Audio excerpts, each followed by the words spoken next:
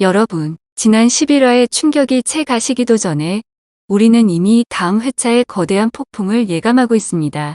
지은호의 가장 깊은 상처가 가족의 손에 의해 만천하에 드러났고 이지혁과 박성재의 우정, 그리고 지은호를 향한 마음은 돌이킬 수 없는 기로에 섰습니다. 이 거대한 소용돌이 속에서 12화는 단순히 비밀이 드러난 후의 이야기가 아니라 그 비밀이 각 인물의 삶을 어떻게 뒤흔들고 새로운 관계를 만들어낼지 보여주는 분수령이 될 것입니다. 지은호는 절망의 끝에서 어떤 선택을 하게 될까요? 그리고 그녀를 둘러싼 세 남녀의 관계는 과연 어떤 방향으로 흘러갈까요? 지강호가 카페에서 지은호의 입양 사실을 폭로한 후 지은호의 세계는 산산조각 나버렸습니다. 평생을 숨기고 싶었던 비밀이 가장 가까운 가족의 배신으로 드러났다는 사실에 지은호는 숨조차 제대로 쉴 수 없었습니다. 그녀는 그날 이후로 카페 문을 닫고 세상과의 연결을 완전히 끊어버렸습니다. 정순이는 그런 딸의 모습을 보며 가슴이 찢어졌습니다. 지강호를 원망하는 것은 물론 자신이 조금 더 딸의 비밀을 지키기 위해 노력했더라면, 지강호의 뒤틀린 마음을 미리 알아챘더라면 하는 후회와 자책에 밤잠을 설쳤습니다. 그녀는 매일 지은호의 방문 앞에서 은호야, 엄마 왔다. 문 좀 열어다오라고 애원했지만 지은호는 침묵으로 일관했습니다. 지은호의 방에서는 아무런 기척도 들리지 않았습니다. 혹시 무슨 일이 생긴 건 아닐까 하는 불안감에 정순이의 마음은 새카맣게 타들어갔습니다. 지강호는 자신의 행동이 초래한 결과에 처음에는 오히려 후련함을 느꼈을지 모릅니다. 하지만 누나의 깊은 절망, 그리고 엄마의 고통을 눈앞에서 보면서 그는 서서히 죄책감에 짓눌리기 시작했습니다.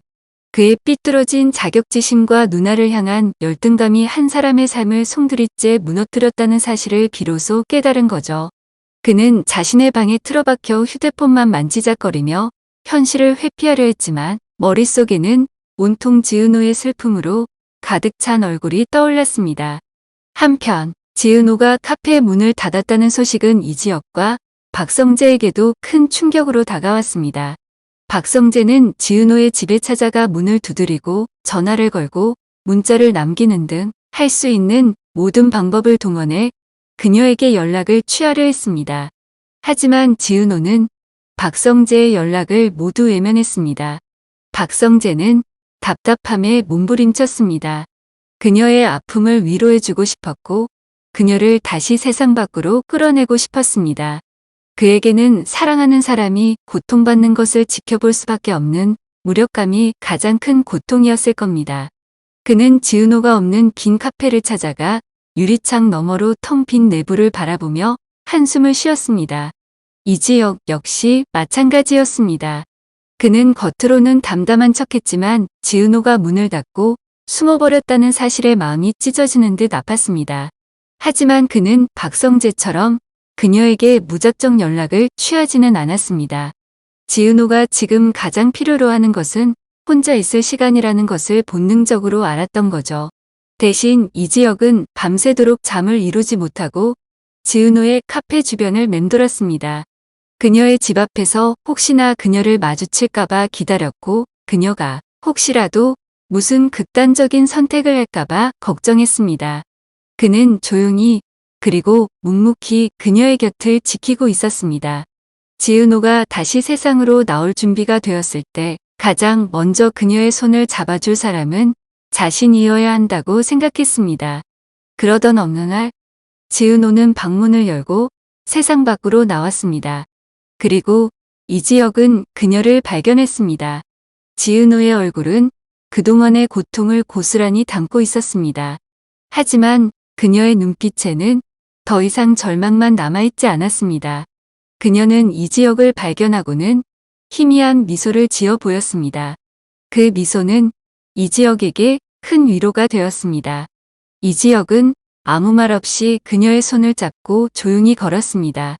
그들은 아무 말도 하지 않았지만 그들의 손은 서로의 온기를 느끼고 있었고 그것만으로도 충분히 서로에게 위로가 되었습니다. 지은호가 먼저 입을 열었습니다. 선배, 저 괜찮아요. 그 말에 이지혁은 고개를 끄덕였습니다. 알아. 난 내가 괜찮아질 때까지 기다릴 거야. 그의 말에 지은호의 눈에서는 붉은 눈물이 뚝뚝 떨어졌습니다. 그녀는 이지혁의 손을 더 힘껏 잡았습니다. 박성재가 제공하는 현실적인 위로도 좋았지만 지금 이 순간 지은호에게 가장 필요했던 것은 말없이 자신을 기다려주는 이지혁의 묵묵한 위로였습니다. 박성재의 집안은 여전히 폭풍의 전야였습니다. 박진석은 박성재에게 자식까지 버리고 바람나서 도망간 내 친엄마 같은 여자 만나지 말아라고 소리쳤고 이 말을 들은 고성희의 얼굴은 차갑게 굳었습니다.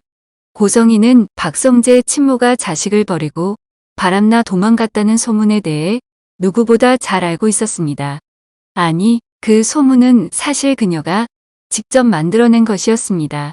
고성희는 오래전부터 박진석의 재력에 대한 욕심을 키워왔고 박진석과 박성재의 친모가 이혼하게 된 배경에는 그녀의 치밀한 계략이 숨어 있었던 것입니다.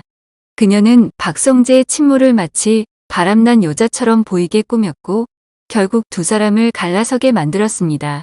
하지만 고성희에게는 숨기고 싶은 또 다른 비밀이 있었죠. 바로 그녀의 딸 박영나입니다.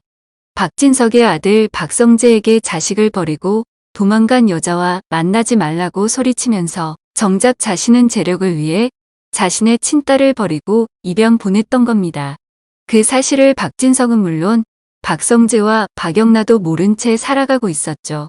고성희는 박영나를 애지중지 키우는 척했지만 사실은 자신의 죄책감을 덮고 자신의 욕망을 채우기 위한 수단으로 박영나를 이용하고 있었던 겁니다. 한편 박성재는 아버지의 폭언에 충격을 받았습니다. 그는 늘 아버지의 말에 순종하고 아버지의 뜻에 따라 살아왔지만 지은호를 향한 자신의 마음만은 포기할 수 없었습니다. 그는 아버지의 말에 반발하며 지은호를 향한 자신의 마음을 더욱 확고하게 다졌습니다. 박진석은 그런 아들의 모습에 분노를 느꼈습니다. 그는 아들의 사랑을 막기 위해 지은호의 뒷조사를 시작했습니다. 이 과정에서 박진석은 지은호가 입양하라는 사실을 알게 되었고 이를 이용해 박성재와 지은호의 관계를 갈라놓으려 할 것입니다. 박진석은 고성희에게 지은호가 입양하라는 사실을 흘렸고 고성희는 이 사실을 박성재와 지은호의 관계를 끊어놓기 위한 좋은 빌미로 삼을 것입니다. 이지혁의 남동생 이지원과 박성재의 이복동생 박영나의 관계에도 미묘한 변화가 생기기 시작했습니다. 이지환은 박영나의 운전기사이자 보디가드였지만 그는 박영나를 단순한 상전으로만 생각하지 않았습니다. 3년 사귄 여자친구에게 배신당한 후 삶의 의욕을 잃고 방황하던 그는 박영나를 지키는 일을 하면서 조금씩 삶의 활력을 되찾고 있었습니다. 그는 박영나의 우아하고 조신한 모습 뒤에 숨겨진 외로움을 보았고 그녀를 지켜주면서 사랑을 느끼게 되었습니다. 반면 박영나는 이지환을 그저 자신의 운전기사이자 보디가드로만 생각하고 있었습니다. 그녀는 어려서부터 고성희의 손길 안에서만 살아왔기 때문에 사람들과의 관계 맺는 것이 서툴렀고 이지환을 향한 자신의 마음을 제대로 알지 못했습니다. 하지만 그녀는 이지환이 자신을 바라보는 눈빛이 다른 남자들과는 다르다는 것을 느끼고 있었습니다. 그리고 자신도 모르게 이지환에게 의지하고 있었습니다. 어느 날 박영나가 늦은 밤까지 술을 마시고 이지환에게 전화를 걸었습니다. 이지환은 한 걸음에 달려가 그녀를 집까지 데려다 주었고 그녀는 이지환의 어깨에 기대어 잠이 들었습니다.